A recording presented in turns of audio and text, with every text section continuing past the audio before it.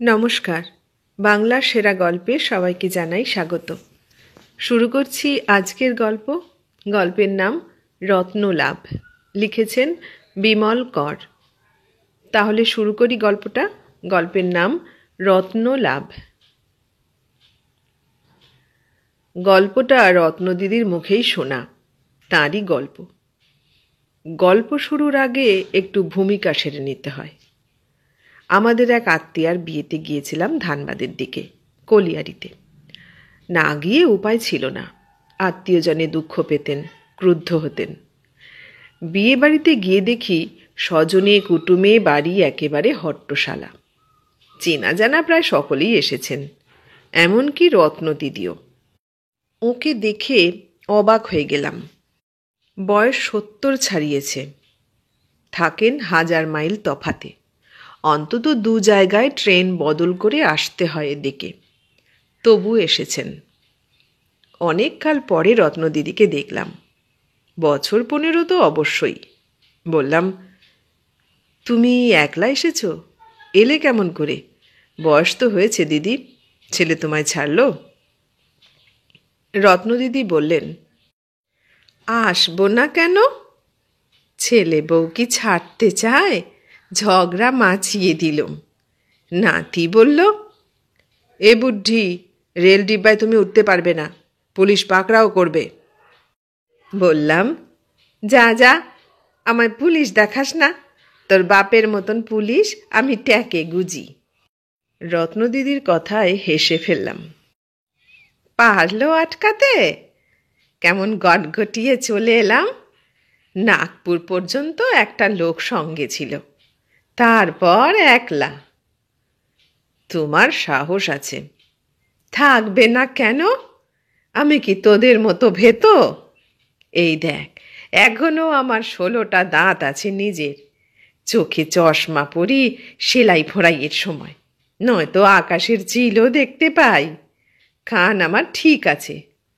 তবে জানিস ভাই, ডান হাতের কনুইটা মাঝে মাঝে খটাস করে আটকে যায়।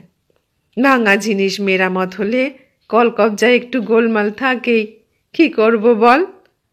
ভগবানের তো কামারের হাত, 2-4টে হাতুড়ির ঘা না মেরে কি রেহাই দেয়? বয়সে মানুষের অনেক কিছু বদলে যায়, তবে গড়ন বিশেষ বদলায় না। দিদি মাথায় লম্বা ছিলেন, দোহারা গড়ন, সেই রকমই আছেন প্রায়। পিঠ হয়তো সামান্য নুয়ে পড়েছে, কৃশ হয়েছেন কিছুটা। গাল ভেঙে মুখ সরু সরু দেখায়। মাথার সব চুল সাদা ধবধবে, ঘাড় পর্যন্ত চুল। মাথায় কাপড় দেন না, গায়ের রং তামাটে, ঝকঝকে ভাবটা আর নেই। রত্নদিদিকে দেখলে বেশ বোঝা যায়, বাইরের জল বাতাস ধুলো ময়লার শুধু নয়, সেখানকার মানুষজনের সঙ্গে মেলামেশারও একটা ছাপ পড়ে গিয়েছে হাবে ভাবে চেহারায়। ওর নিজের কথাবার্তায় ততটা হয়তো পড়েনি। সুতোর শাড়ি, কালো বা খয়েরি ধরনের ছাপা পাড় থাকে শাড়িতে। গলায় একটি সরু হার, হাতে 2 গাছা ফিনফিনে চুড়ি। কানে কিছু পরেন না, আঙুলেও আংটি নেই। রত্নদিদি আমাদের সামান্য দূর সম্পর্কের দিদি। তাকে যে বেশি দেখেছি তাও নয়, তবু আগে জামাইবাবু বেঁচে থাকতে ওরা 2-4 বছর অন্তর একবার করে শ্বশুরের দেশে আত্মীয় স্বজনের কাছে বেড়াতে আসতেন। দেখাশোনা করে যেতেন যতটা পারতেন আমাদের সঙ্গে। জামাইবাবু চলে যাবার পর সে পাঠ চুকে গিয়েছে।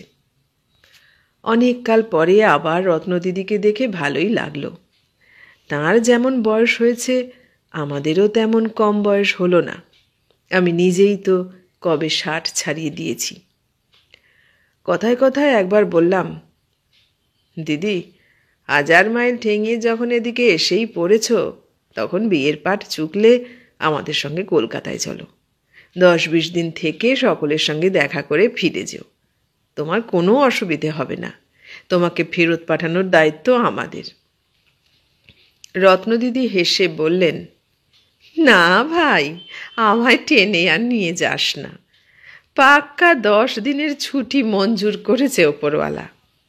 মাথার ওপর বড় ছেলে, বুঝলি তো? এ হলো অন্য রাজার রাজত্ব। হুকুম না মানলেই পেয়াদা পাঠাবে। না রে, এবারে হলো না। আবার যদি কোনোদিন আসি তখন কথা রাখবো তোদের। এবারও কি এমনি এলাম ভাবছিস? দেখলাম আমাদের ডালপালায় এটি হলো শেষ শুভ কাজ, না এলে হয় না। তাছাড়া আমাদের বাঙালি বাড়ির বিয়ে থা কতকাল দেখিনি, দেখতে স্বাদ হলো। কেমন দেখলে? ভালো লাগলো না। এ কি বিয়ে রে? এ যেন সত্যনারায়ণের পুজো। নৈবেদ্য সাজিয়ে বসে থাকলি তোরা, আর তোতলা বামুন এসে দুটো মন্তর পড়ে চলে গেল।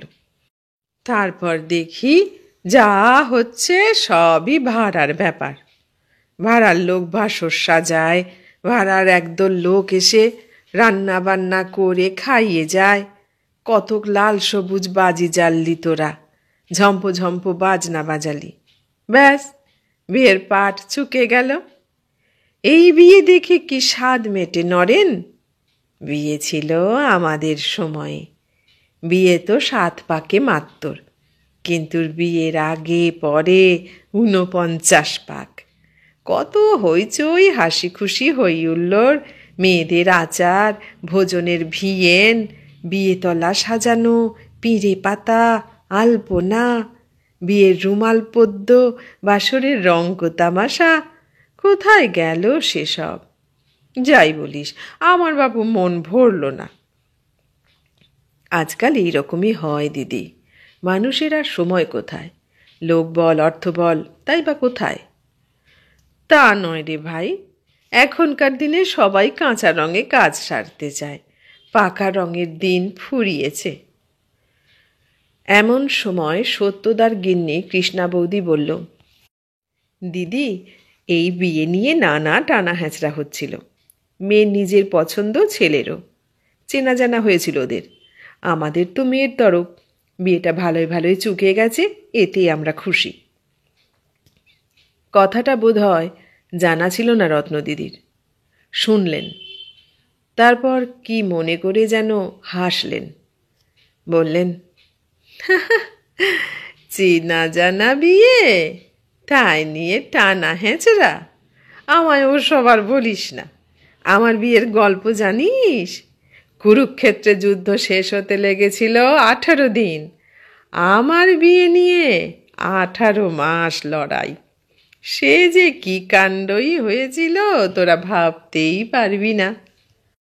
গল্পটা সত্যি আমাদের জানা ছিল না, জানার কথাও নয়। একসঙ্গে তো মানুষ নয়, একেবারে নিজেরও কেউ নয় রত্নদিদি। ওরা থাকতেন এক প্রান্তে, আমরা অন্য প্রান্তে। আর রত্নদিদি, বিয়ের সময় আমাদের নিশ্চয় শিশু অবস্থা। আমি হেসে বললাম, তোমার বিয়ের গল্পটাই না হয় বলো শুনি। শুনবি? তাহলে বলি। না শোনার কারণ ছিল না। বিয়েবাড়ি এখন অনেকটাই নিঝুম। বিকেলের গোড়ায় কন্যা বিদায় পর্ব মিটে গিয়েছে। দেখতে দেখতে সন্ধে হয়ে এসেছিল। বাতি জ্বলছে ঘরে। বাইরে প্রথম ফাল্গুনের মরা শীত আর সদ্য বসন্তের 2-4 ঝলক বাতাস মেশামেশি হয়ে আছে। বাড়িটার চেহারা উড়ুখুড়ু, খানিকটা ম্লান। ছেলে ছোকরার দল যে যেখানে পেরেছে শুয়ে পড়ে আরাম করে নিচ্ছে আজকের মতন। কাল থেকে আবার তত্ত্বতাবাসের খাটুনি। আমাদের দিকের অন্য ব্যবস্থা। বয়স্কজন থাকবো বলে যথাসম্ভব সুখ সুবিধের ওপর নজর রাখা হয়েছিল। রত্নদিদির ঘরটি ছোট, খাট বিছানা পাতা। সেখানে বসেই আমরা 4-5 জনে গল্পগুজব করছিলাম। রত্নদিদি গল্প শুরু করলেন। একটু গোড়া থেকেই বলি, না বললে বুঝবি না। রত্নদিদি বললেন, আমার বাবা ছিল পোস্টমাস্টার, সরকারি চাকরি। চাকরির লেজ যত বাড়ে বাবাও তত পুরনো হয়, আর 2-3 বছর অন্তর বদলি পায়। ছোটোখাটো শহরেই বদলি হতো বাবা। আমরাও বাবার পেছন পেছন আজ মতিপুর, কাল গুজুডি, পরশু রামনগর ঘুরে বেড়াই। 5 ঘাটের জল খাই 5 জনে। 5 জন বলতে বাবা, মা, আমি, আমার ছোট ভাই অনু আর আমাদের এক পুষি ভরত দাদা। ভরত দাদা বাবার কাছে 10-12টা বছর থেকে গিয়েছিল। বাড়ির হাট বাজার করা থেকে 5 মেশালি 5 ফরমাস খাটা ছিল ভরত দাদার কাজ। আমার বাবাকে লোকে বলতো মাস্টার বাবু, কেউ বা বলতো মাস্টার মশাই। নিজের কাজকর্মে বাবার সুনাম ছিল, খাতিরও করত লোকে। বাবার ছিল 2টো শখ। তাস খেলাটা অবশ্য শখ ছিল না, ছিল নেশা।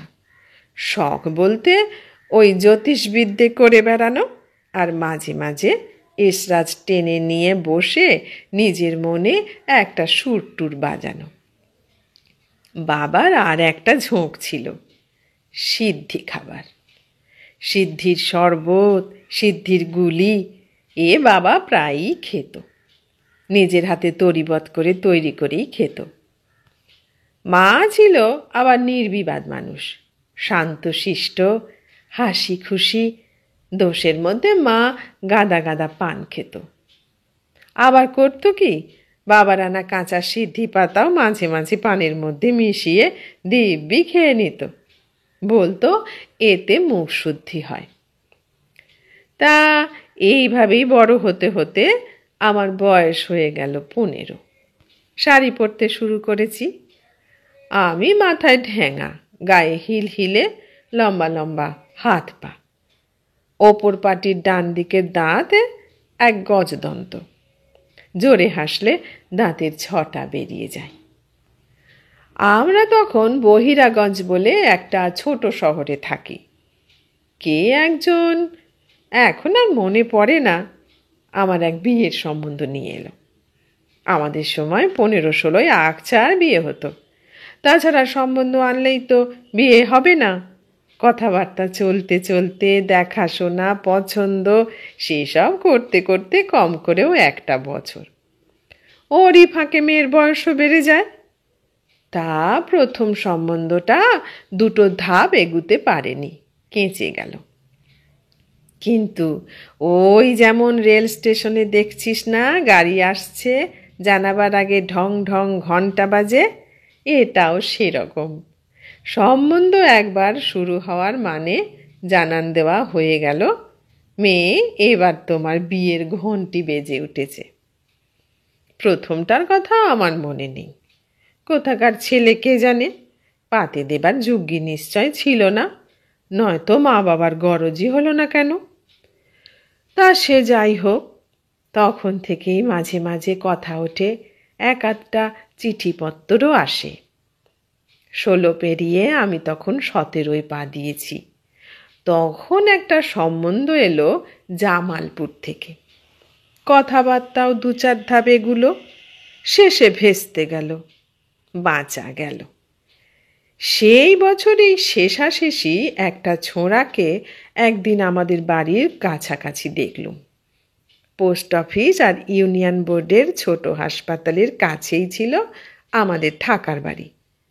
ছোট বাড়ি, মাথায় টালির ছাদ, সামনে খুঁটি পেতে বেড়া দিয়ে বাগান করেছি আমরা। সামনে উঁচু নিচু মাঠ, আম আর কাঁঠালের বড় বড় গাছ 2-4টে। ও পাশে হাসপাতাল, বাড়ির গায়েই আমাদের ইঁদারা। সে জলের স্বাদই আলাদা। প্রথমে বুঝিনি ছোড়াটা কোত্থেকে এলো। পরে শুনলাম হাসপাতালের নতুন ডাক্তারবাবুর ভাগ্নে, মামা মামির কাছে বেড়াতে এসেছে। তা তার মামার বাড়িতে এসেছে, আসুক, আদর খাক মামির, আমার তাতে কি। কিন্তু ছোড়াটার ভাবগতিক তো ভালো নয়। মালকোঁচা মেরে ধুতি পরা, গায়ে হাফ শার্ট, পায়ে কাবালি স্যান্ডেল। তখন প্যান্ট পরার চলন হয়নি এত, ধুতেই পরত লোকে। ছেলেটার বয়স বেশি নয়, আমার চেয়ে বড়, তবে অনেক বড় নয়, 22-23 হবে। ডাক্তার কাকার সাইকেল নিয়ে হাসপাতালের মাঠে আমাদের বাড়ির সামনে সকাল বিকেল চক্কর মারে, আর আমায় দেখলেই সাইকেল নিয়ে কসরত দেখায়, হাসে, চোখ নাচায়। ডাক্তার কাকার মেয়ে মানি ছিল আমার নেওয়াটা, বছর 12 বয়স। দিদি বলতো আমায়, আমার কাছে পড়তে আসতো মাঝে মাঝে, সেলাই শিখত। বাজার কি স্টেশনের দিকে দরকারে যেতে হলে মানি আমার সঙ্গে থাকতো। মানিকে জিজ্ঞেস করলাম, তোর ওই দাদাটার নাম কি রে? মানি বলল, ডাকনাম লালু, ভালো নাম লালমোহন। নামটা বলেই ফেললাম, আমার অত লজ্জা নেই, মানামানিও নেই। নাম শুনে হাসি পেল। লালুর চেহারায় কোথায় যে লাল ছিল বুঝলাম না। গায়ের রং আমার চেয়েও কালো, গায়ে কাঠ, মুখ চোখ চলনসই, বড় বড় চোখ, মাথার চুল ভেড়ার লোমের মতন কোঁকড়ানো। মানিকে বললাম, করে কি তোর দাদা? মানি বলল, ডাক্তারি পড়ে, এবার ডাক্তার হবে। আমার তো গোড়ায় বিশ্বাস হয়নি। ওই লালমোহন অমন হ্যাংলা প্যাংলা চেহারা, যার ফাজিল ফক্কর ধরনের হাবভাব, সেই ছেলে পড়বে ডাক্তারি? মানুষ তো দূরে থাক, ওকে ঘোড়ার ডাক্তারি পড়তেও কেউ দেবে না। রত্নদিদি নাক মুখ কুঁচকে, ঠোঁট উল্টে এমনভাবে বললেন কথাটা যে আমরা হেসে ফেললাম। জানলার গায়ে জলের জগ ছিল, কয়েক ঢোক জল খেলেন রত্নদিদি। মশলার কৌটো থেকে মশলা বের করে মুখে দিলেন। এ তার নিজের হাতে তৈরি মশলা, জোয়ান, মৌরি আর কি সব মিশিয়ে করা। খাবি মশলা? আমরা কেউ কেউ মশলা নিয়ে মুখে দিলাম। তারপর রত্নদিদি বললেন, তারপর দেখি কথাটা ঠিকই। লালমোহন বাঁকড়োর মেডিকেল স্কুলে ডাক্তারি পড়ে, পড়া প্রায় শেষ করে এনেছে। আমরা যেখানে থাকতাম সেখান থেকে বাঁকড়ো দূরও নয়, ভাগা আদ্রা লাইন দিয়ে যেতে হয়। তা একদিন লালু চাঁদ তার মামি আর বোনের সঙ্গে আমাদের বাড়ি বেড়াতে এলো। ডাক্তার কাকিমা তো প্রায় মায়ের সঙ্গে গল্পগুজব করতে আসতো। আমার ছোট ভাইটা তখন হামজন নিয়ে পড়ে আছে। দেখতে এসেছিল ডাক্তার কাকিমা, সঙ্গে লালু চাঁদ। চলে যাবার সময় লালু আমার মাকে বলল, মাসিমা, এই মেয়েটার পেটে কৃমি আছে নাকি?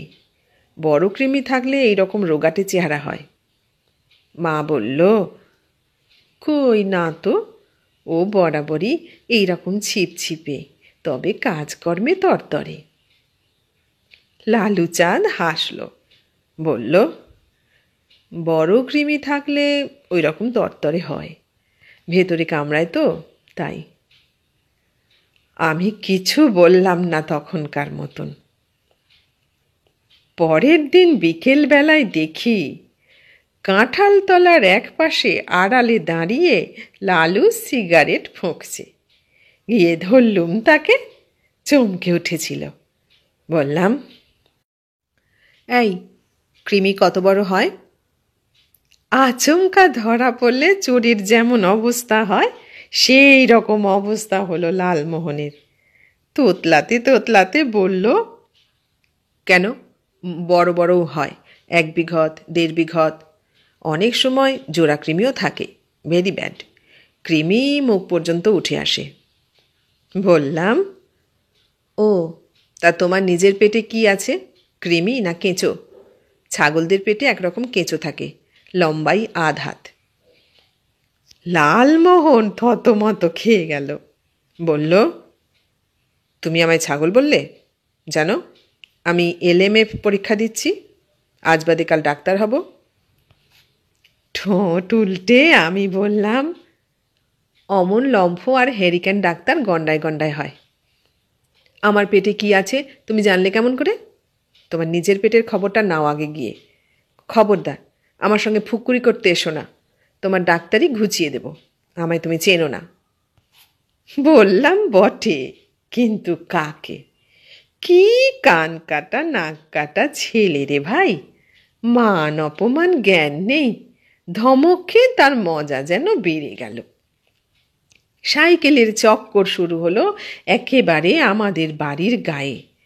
ঘন ঘন দেখতে আসতে লাগলো আমার ভাইকে। একটু আড়াল পেলেই আমায় দেখে পিটপিট করে হাসত আর বলতো, শাক দিয়ে কি মাছ ঢাকা যায়? চোখ পাকালে পেটের কৃমি মরে না। ভাই সেরে উঠতে না উঠতেই আমি পড়লাম। বড় বয়সের হাম, সে কি কষ্ট! ডাক্তার লালমোহন আমায় হামে পড়তে দেখল। ততদিনে তার স্কুল খুলে গিয়েছে, চলে গেল। ভাবলাম বাঁচা গেল, আর তো পেছনে লাগতে আসবে না সে। ও মা, তোরা শুনলে অবাক হয়ে যাবি। লালমোহনের কত বড় দুঃসাহস আর শয়তানি বিদ্যে! আমি সেরে উঠেছি। হঠাৎ একদিন এক চিঠি, একেবারে খামে। ভেবে দেখ কাণ্ডখানা। তখনকার দিনে কোনো গেরস্থ বাড়ির আইবুড়ো মেয়ের নামে কি কেউ চিঠি লিখত? আবার খামের ওপরে আমার নাম, নিচে কেয়ার অফ বাবানম। ধর, বাবার নাম যদি নাও থাকতো, তবু তো পোস্টমাস্টার।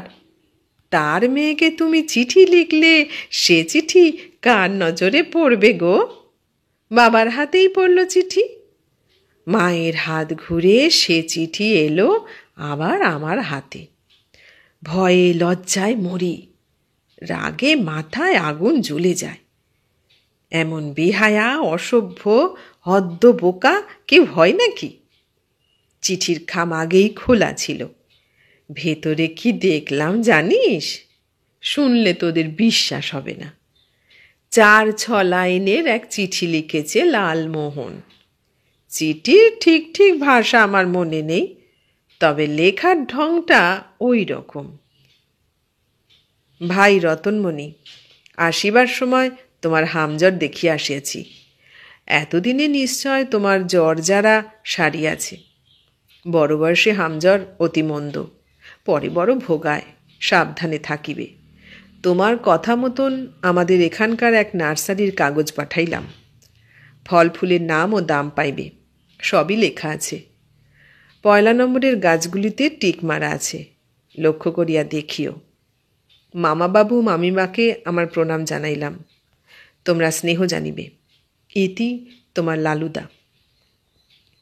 চিঠি পড়ে আমি আকাশ থেকে পড়ি রে। এক ফালি চিঠি তো 4 পাতা ছাপানো নার্সারির কাগজ, ফল ফুলের নাম দাম। আমি একবারের জন্যেও লালমোহনকে ফল ফুল নার্সারির কথা বলিনি। আমাদের বাড়ির সামনে 3 হাতের বাগানে একটা কলা গাছ, লাউ মাচা একটা, 2টো লঙ্কা গাছ, আর ফুলের মধ্যে জবা, চাঁপা, আর শীতের সময় 2-4টে গাঁদা। বাগানে আমার জল দেওয়াও হয় না, ভরদ্দা দেয়। আমার মাথা কিছুই ঢুকল না। নার্সারির ছাপা কাগজ কেন পাঠালে লালমোহন? তার মতলবটা কি? ছাপা কাগজগুলো বারবার দেখেও আমার বাপু বিদ্যে হলো না বুঝি ওর মধ্যে কি হেঁয়ালি আছে। রত্নদিদি একটু থামতেই আমি হেসে বললাম, হেঁয়ালি ছিল নাকি? কৃষ্ণা বৌদিও হেসে বলল, পায়ে ধরে পিসি, সাড়া দেয় না মাসি, সেই রকম হেঁয়ালি নাকি?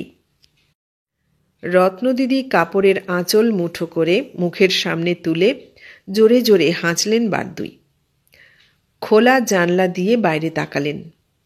কাল ছিল ত্রয়োদশী, আজ চতুর্দশী, শুক্লপক্ষ। জ্যোৎস্নার বান ডেকেছে যেন বাইরে, বাতাস বইছে। ছিল, কিন্তু তখন বুঝিনি। রত্নদিদি বললেন, পরে বুঝলাম। নার্সারির ছাপা কাগজ পাঠিয়ে ও বাবা মায়ের চোখে ধুলো দিয়েছে, সেটা ধরতে পারলেও বুঝতে পারিনি।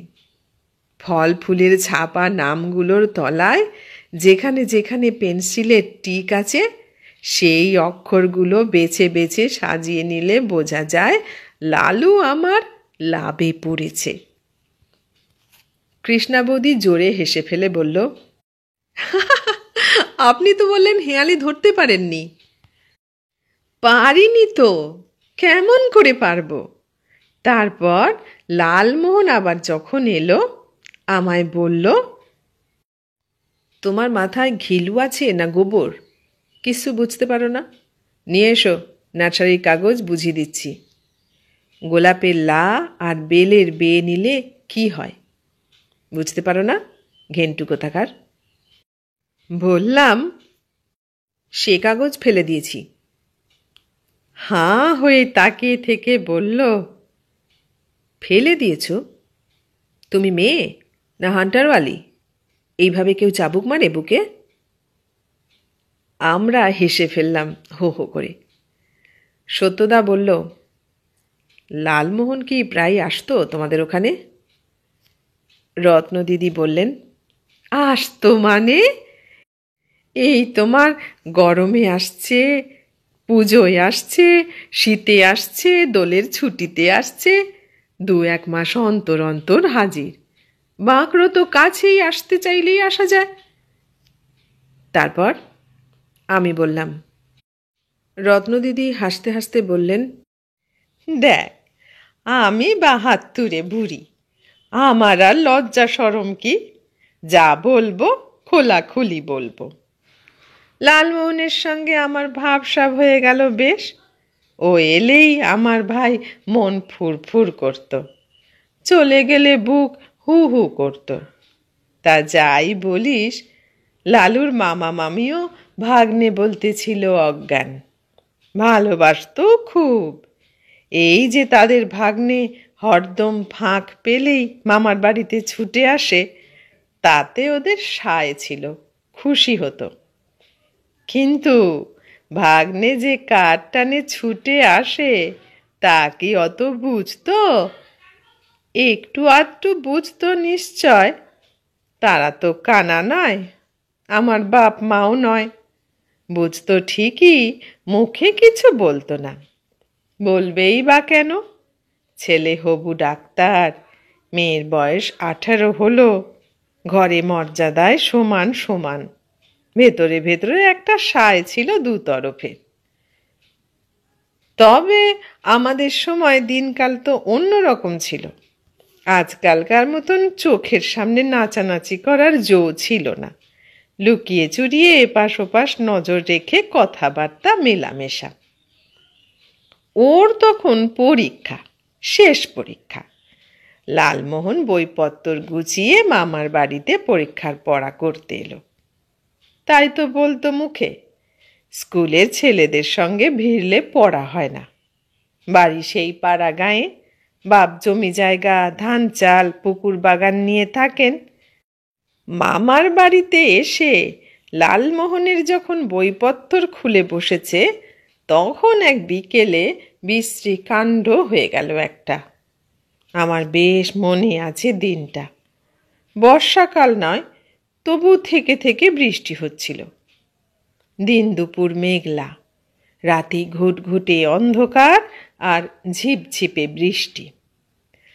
তা সেদিন এই মাঝ দুপুরে লালমোহন বাঁশি বাজিয়ে ডাকলো আমায়। এ তোর আর বাঁশি নয়, সিটি বাঁশি। ফুর ফুর ফুর ফুর, চেনা বাঁশি আমার। মেঘলা দিন, 2 পশলা বৃষ্টি হয়ে গিয়েছে খানিকটা আগে।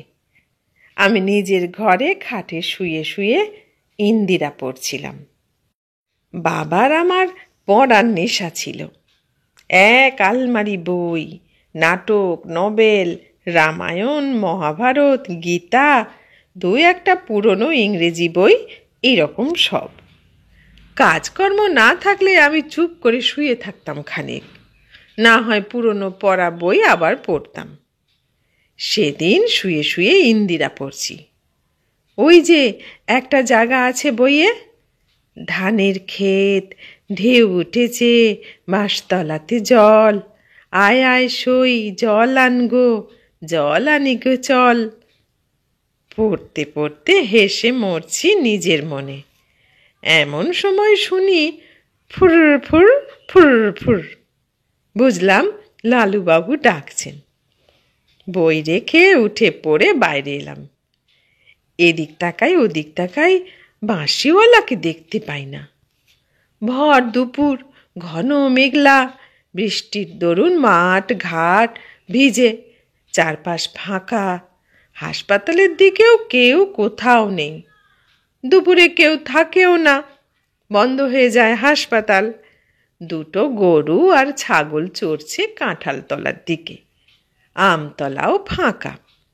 খুঁজতে খুঁজতে আমতলার কাছে এসে দেখি লালুবাবু একটা আম ডালের ওপর পাতার আড়ালে কায়দা করে আধশোয়া হয়ে বসে আছে।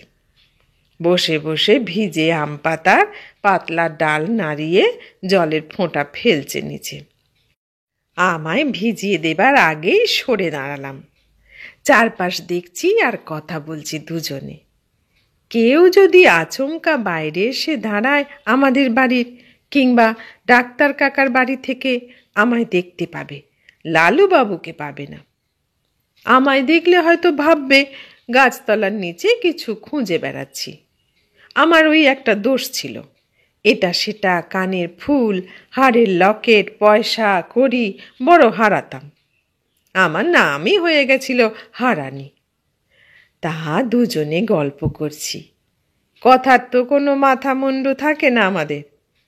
হঠাৎ দেখি লালুবাবু গাছের ডাল থেকে একেবারে ধপাস করে মাটিতে। শব্দ হলো, পড়েই চিৎ, আর নড়ে না চড়ে না, চোখের পাতা বন্ধ। আমার ভাই বুক ধড়াস করে উঠল। চারপাশ তাকিয়ে নিয়ে ওকে একবার ডাকি, একবার নাড়া দিই, তবু সেই কাঠের মতন পড়ে আছে। যা, অজ্ঞান হয়ে গেছে বোধহয়। কি করি? আমাদের বাড়ির গায়ে ইদারার পারে দড়ি বালতি পড়ে থাকে। ছুটে গিয়ে বালতির জল এনে চোখে মুখে ছিটিয়ে দিলাম। মৃগী রোগীর মতন মুখ করল একবার, তবু সারা শব্দ নেই। ভীষণ ভয় ধরে গেল। কি যে করি, বেঁচে আছে তো?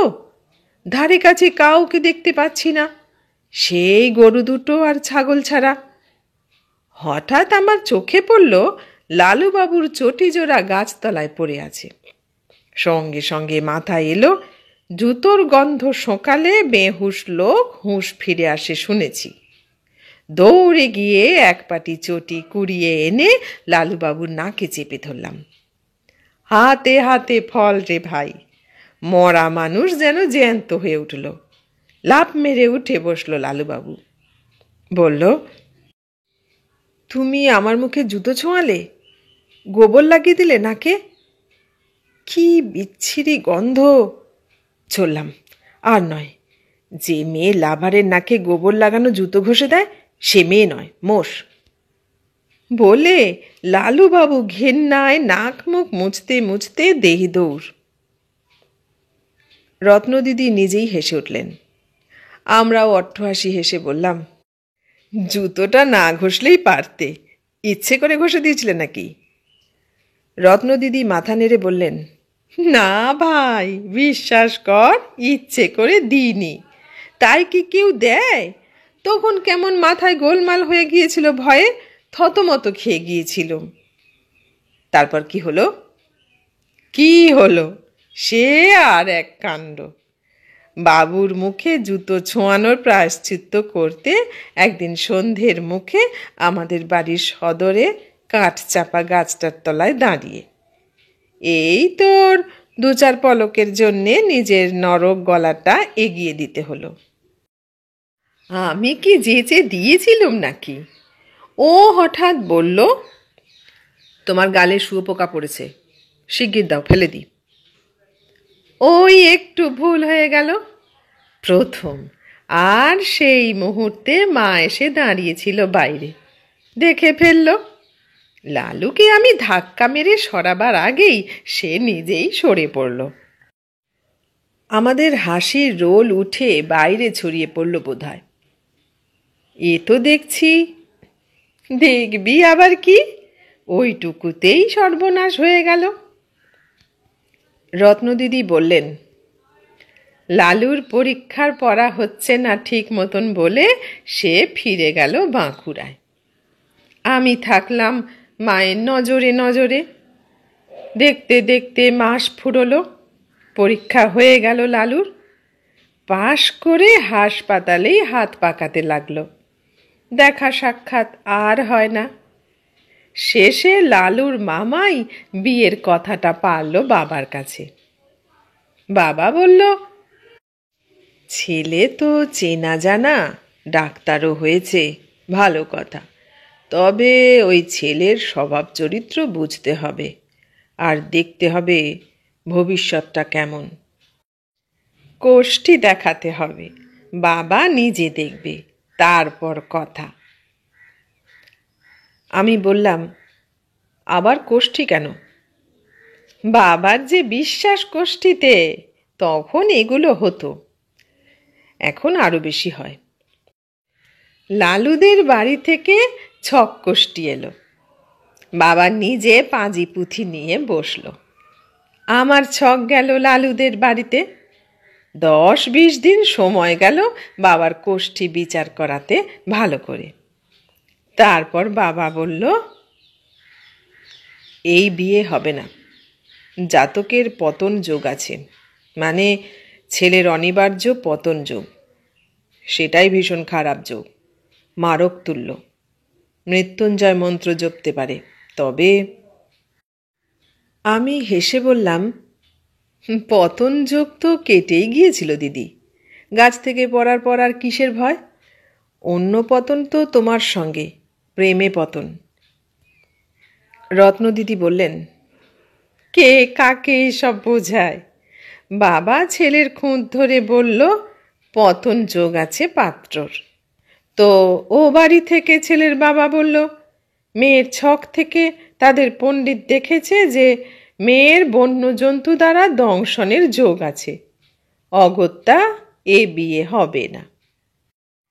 কিন্তু হলো তো বিয়ে। হলো বই কি, কেমন করে হলো সেটা এবার শোন। বিশুর মা আমাদের জন্য চা এনেছিল। বিয়েবাড়ির কাঠের ট্রে, ছোট ছোট কাপে কয়েকজনের মতো চা। কেউ নিলাম, কেউ নিলাম না। রত্নদিদি দুবেলা দুবারের বেশি চা খান না। তিনি চা নিলেন না, বরং আরও একবার জল খেয়ে মশলা মুখে দিলেন। বাইরে বুঝি বসন্তের দমকা হাওয়ায় ঝাপটা থেমে গিয়েছে। শীতের শিরশিরে ভাবটাই গায়ে লাগছিল। জ্যোৎস্না আরও পরিষ্কার, উজ্জ্বল। তারপর কি ঘটল বলো, আমি হেসে বললাম। রত্নদিদি বললেন, বলি, 3-4 মাস আমাদের আর দেখা দেখি নেই। চিঠিপত্র লেখার দিনকাল তখন নয়, সে সাহসও নেই। সেই একবারই যা চিঠি লিখেছিল লালুবাবু। এদিকে বিয়ের কথাও ভাঙতে চলেছে। মন টন ভালো থাকবে কেন বল? রাগ হতো খুব। ভদ্রলোকের ছেলে তুমি, একটা ভালো ছক কোষ্ঠীও করাতে পারো না? বাবার মুখে কতবার শুনেছি যদু, মধু, বেলা, অনিলার ছক কোষ্ঠী বিচার করে বাবা মাকে বলছে, বেশ ছক গো, দেখে বড় আনন্দ হলো। বিয়ে হলে মিলমিশ হবে খুব, রাজ্যটো। পরের কোষ্ঠীতে যা হবার হোক, আমাদের তাতে কি? আমরা তো আর জোটক হতে পারছি না। বলবি, আমারও তো ছটকট ভালো ছিল না। আমি বলছি মোটেই তা নয়। বাবা হলো মেয়ের বাপ। সে যদি ছেলের বাড়ির লোকদের আগ বাড়িয়ে বলে ছেলের ছকে দোষ আছে, তারাই বা মেয়ের ঘাড়ে দোষ চাপাতে ছাড়বে কেন? বিয়ের কথা ভেঙেই যাচ্ছিল। এমন সময় একদিন আবার লালুবাবু এসে হাজির। তার ভাবসাব দেখে মনে হলো বাড়ির গুরুজনদের কথাবার্তা নিয়ে সে একটুও মাথা ঘামায় না, বরং নতুন ডাক্তার হয়ে তার চেহারা খুলেছে, আরও বড় বড় ভাব হয়েছে। আমতলায় দাঁড়িয়ে সিগারেট টানছে যখন তখন। দিব্যি আমাদের বাড়ি এসে মাকে বলছে, মামিমা একটু চা খাওয়ান, দুধ কম, আমি আবার কড়া চা ছাড়া খেতে পারি না। কি আর বলবো মামিমা, হাসপাতালে এত খাটায় যে দিনে 10-12 বার চা না খেলে জোর পাই না। খাটতে আমার ভালোই লাগে, এই বয়সে খাটবো না তো কখন খাটবো বলুন? কুঁড়েমি দেখলেই আমার মাথা বিগড়ে যায়। ওই যারা খায় দায় আর ঘুমোয় তাদের কিচ্ছু হয় না। এইভাবে নিজের বাহাদুরি ফলায় মায়ের কাছে, আর আমায় খোঁচা মারে। কৃষ্ণা বৌদি বলল, বিয়ের কথা তো ভেঙে গিয়েছে, তবু উনি এভাবে আসতেন আপনাদের বাড়িতে? আসবে না কেন, দোকান কাটা যে। রত্নদিদি হেসে বললেন, তাছাড়া ডাক্তার কাকার ভাগ্নে, আমাদের প্রতিবেশী। বাড়িতে অত ভাবসাব, ডাক্তার কাকিমা মায়ের বন্ধুর মতন। লালুও আমাদের কত চেনা জানা হয়ে গিয়েছে। বিয়ের কথাবার্তা ভেঙে গেলেও একেবারে সব কিছু উপরে মাটিতে নুয়ে পড়েনি। যতক্ষণ শ্বাস ততক্ষণ আস। তা লালমোহন এবার এসে মাকে যত তোয়াজ করতে শুরু করলো তার বেশি করতে লাগলো আমায়। তখন শীত পড়েছে, ওদিকে জব্বর শীত পড়তো ভাই। পৌষ মাঘে একটা লেপে কুলোতো না রাত্রিরে। ভোরে তোলা জলে হাত ছোঁয়ানো যায় না, ইঁদারা টাটকা জলে ধোঁয়া ওঠে। কিন্তু যেই না বালতির জলে বাতাস এসে লাগলো, সঙ্গে সঙ্গে কনকনে। সকালে সামনের মাঠটা হিমে শিশিরে ভিজে যেন অসাড় হয়ে থাকত। রোজ সকালে দেখতাম লালমোহন আমার ঘরের বন্ধ জানলার কাছে এসে ঠক ঠক করে টোকা মারত। ধর্মড় করে উঠে বসতাম, জানলা খুললাম, কি দেখি মাথায় হনুমান টুপি, গায়ে ভটকম্বলের অলস্টার, গলায় মাফলার, লালুর মুখ। তখন সবে রোদ উঠেছে, সূর্যির মুখ দেখিনি, তার আগেই লালুর মুখ। তখনই ঠিক হয়ে যেত বেলায় কোথায় কখন দুজনে দেখা হবে। আবার বেলায় যখন দেখা হতো বলে দিত বিকেলে কেমন করে দেখা হবে। এইভাবে সারা দিনে 3-4 বার দেখা হতো দুজনের আড়ালে। কখনো বন্ধ হাসপাতালের পেছনে করবি ঝোপের কাছে। লালু আমায় বলতো, একেবারেই ঘাবড়াবে না, বিয়ে আমাদের হবেই, কেউ আটকাতে পারবে না। আমি আর এক সেট কুষ্টি করিয়ে দিচ্ছি বাঁকড়োর ফেমাস পণ্ডিতকে দিয়ে। হরিসাধন জ্যোতিষার্ণব দেখবে সেই কুষ্টিতে আমি রাজা তুমি রানী। আর তখনও যদি তোমার বাবা বাগড়া মারেন, তোমায় নিয়ে আমি পালাবো রতনমণি। সেরেপ কটা মাস, আমি চাকরির চেষ্টায় আছি। তুমি লক্ষ্মী, একটু সবুর করো, সবুরে মেয়া ফলে। কমাস লাগলো মেয়া ফুলতে? আমি বললাম হাসতে হাসতে। তা লাগলো কমাস। তার আগে এক কাণ্ড হলো। লালুবাবু যে সেবার একটা বাক্স ক্যামেরা নিয়ে এসেছে ফটো তুলবে বলে আমায় বলেছিল। ফটোও তুলতো, আমি নজর করিনি। একদিন বলল আমার একটা ছবি তুলবে, আমি না না করলাম। কিন্তু সে একেবারে নাছোড়বান্দা।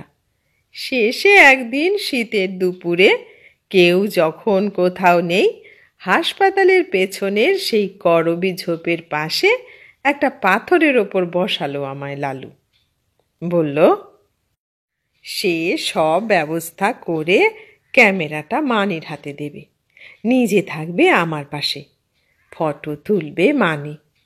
আমি কিছুতেই রাজি হচ্ছিলাম না, লালুবাবুও শুনবে না। শেষে আমার পা ধরতে আসে। কি করব, রাজি হয়ে গেলাম। ফটো তোলা হলো যুগলের? হলো, কিন্তু শয়তানিটা কি করলো জানিস লালমোহন?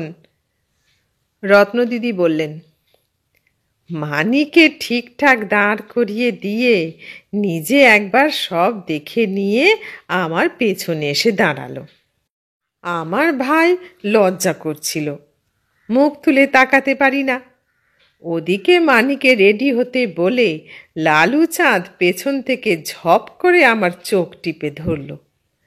আর ওদিকে ছবি তোলাও হয়ে গেল মানির। ফটো তুলে নিয়ে মানি দে ছুট। আমি হতভম্ব। বুঝলাম মানিকে সবটাই শেখানো পড়ানো ছিল। রাগের মাথায় লালুর হাত খামচে মাথার চুল টেনে ছিঁড়ে যা মুখে এলো বলতে বলতে বাড়ি ফিরে এলাম। রাগে আমার কান্না পেয়ে যাচ্ছিল। রত্নদিদি একটু চুপ করলেন, কিছু যেন ভাবছিলেন। বললাম হেসে, ফটোটা উঠেছিল? উঠেছিল মানে? কপালে থাকলে কি না ওঠে রে। লটারির টাকাও উঠে যায় চাপরাশির কপালে। মানির হাতে তোলা সেই ফটো লালমোহনের কপালে উঠে গেল। তা ভাই বলতে পারিস ফটোটা উঠল বলে বিয়ের ফাঁসটাও লেগে যেতে পারল। কিরকম? রকম আর কি। লালুবাবু চৌখস ছেলে। বাঁকড়োতে থাকতে থাকতেই বিএন রেলের হাসপাতালে চাকরি জোগাড় করে ফেলল ছোট ডাক্তারের। তারপর একদিন বাবার নামে এক রেজিস্ট্রি এলো। নতুন ছক কষ্টি আর পাঠাবার দরকার হয়নি ওর।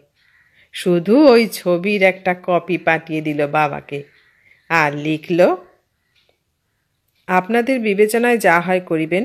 আমি দূরে চলিয়া যাইতেছি, নতুন চাকরি, বিলম্বে আমার অসুবিধা হইবে। সেই ফটো তোমাদের বাড়িতে পাঠিয়ে দিল? দেবার জন্যই তো তুলেছিল। কম শেয়ানা নাকি ও?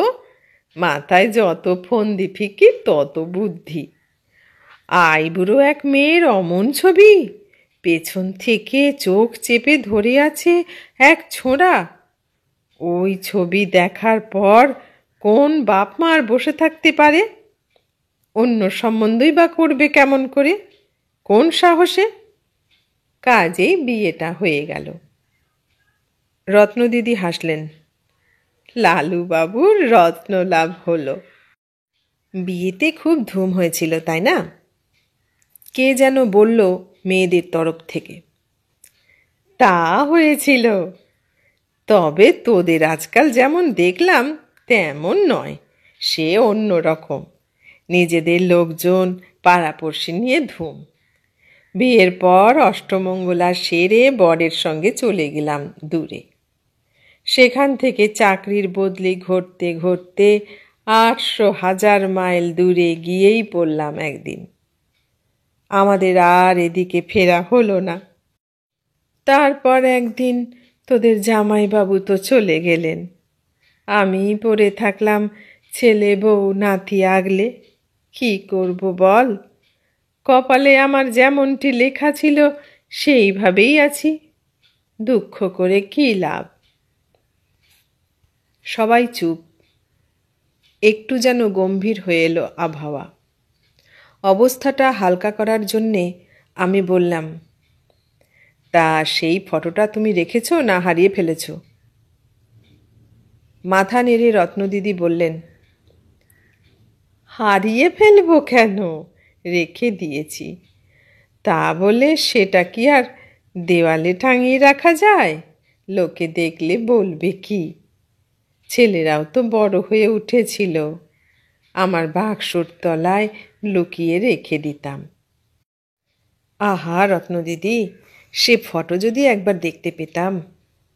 পাগল, তোদের দেখাতাম আর কি। এবারই কি হলো জানিস? শীতের আগে একদিন আমার তোরঙ্গ খুলে চাদরটা জামাটা বার করছি রোদে দিব বলে। আমাদের ওখানে শীত একেবারে কষাই, মায়া দয়া নেই। পড়লো তো গা হাত পা ফেটে রক্ত বার করে দেয়। তা আমি তোরঙ্গ খুলে আমার শালটা চাদরটা ফ্ল্যানেলের জামাটা বার করছি, করতে করতে তোরঙ্গর তলায় রাখা ফটোটা হাতে এলো। তুলে নিয়ে দেখছিলাম। কত পুরনো ছবি, মামুলি একটা ক্যামেরায়। ছবিটা হলুদ হয়ে গিয়েছে। বেশম বেশম রং এখানে ওখানে দাগ ধরেছে, উঠে গিয়েছে খানিক। তবু ঘটি হাতা জামা পরা বিনুনি ঝোলানো রোগা পাতলা একটা মেয়েকে চোখে পড়ে, আর পরে খোঁচা খোঁচা মাথার চুলের একটা ছেলেকে, মালকোঁচা মারা ধুতি, গায়ে শার্ট আর হাত কাটা সোয়েটার। ছেলেটা মেয়েটার পেছনে দাঁড়িয়ে চোখ টিপে ধরে আছে মেয়েটার। ও ছবি দেখলে কেউ তোদের রত্নদিদির ছবি বলবে না, তোদের জামাইবাবুরও নয়। নিজের মনে ছবিটা দেখে নিজেই বুঝি হাসছিলাম। এমন সময় হুড়মুড় করে নাতি এসে পড়ল। ফটোটা লুকাতে গিয়েও পারলাম না, নাতি কেড়ে নিল। দেখলো খানিক, তারপর কি বলল জানিস? কি বলল? এ বুড়িয়া, কার পিকচার এটা? কি বলি বল নাতিকে? বললাম, ও এমনি হবে কারো, বাক্সর মধ্যে পড়েছিল। তা ফটোটা ফেরত দিতে দিতে নাতি বলল, বুদ্ধি, টিভিতে ওল্ড হিন্দি ফিল্ম দেখায় দেখেছ? অচ্ছুত কন্যা, ঝুলন, দ্যাট টাইপ। বেচারি হিরোইন ফালতু, আদ্দি, একদম ফালতু। বলে সে চলে গেল। আমি আর কি করব? দেখলাম একটু, তারপর কাগজে মুড়ে যেমনটি ছিল তোরঙ্গের তলায় রেখে দিলুম। ভাবিস না রাগ বা দুঃখ হলো, কেনই বা হবে ভাই? 55-60 বছর কি কম? অত পুরনো ছবির দাম কি, কদরই বা হবে কেন? নাতি বা কেমন করে চিনবে তার ঠাকুমা ঠাকুরদাকে ওই ফটো থেকে? চেনা যায় না। রত্নদিদি চুপ করে গেলেন, আমরাও চুপচাপ। ততক্ষণে দিদির মাথার ধবধবে সাদা চুলের ওপাশে জানলা ঘেঁষে এক ঝলক জ্যোৎস্না এসেছে। মনে হচ্ছিল আলোটা যেন রত্নদিদির মাথায় মাখানো, সামান্য পরে মুখেও নেমে আসবে। হঠাৎ দেখি রত্নদিদি একটু হাসলেন, বললেন, আমার কি মনে হয় জানিস? নাতি হয়তো কিছু একটা আন্দাজ করেছিল, করেও আমার সঙ্গে দুষ্টুমি করল। ওটা কি কম পাজি না ধুরন্ধর? কেমন ঠাকুরদার নাতি দেখতে হবে তো। বিমল করের লেখা রত্নলাভ গল্পটা শুনলে।